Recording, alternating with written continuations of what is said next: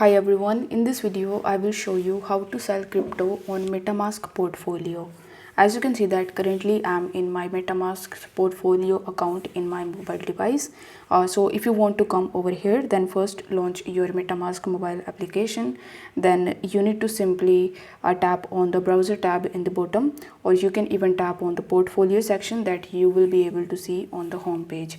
After that, you just have to tap on the three horizontal lines in the top right hand corner and select the selling option.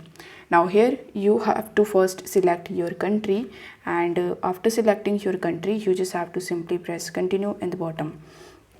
And then it will show you this type of section where you just have to select the payment method. So you can select as per your country. As in this country, debit and credit card and the ACH bank transfers, two of the options are available. So you just have to simply tap on that. Now whichever token is available for you to sell will be shown on this section. So in order to sell it, you just have to first enter the amount. Then you need to choose a third party service provider so that you could redirect on their website and use them in order to sell your cryptos and get the money into your bank account. So it's a very straightforward process. You just have to follow the step-by-step instruction and do the steps that you are asked you to do.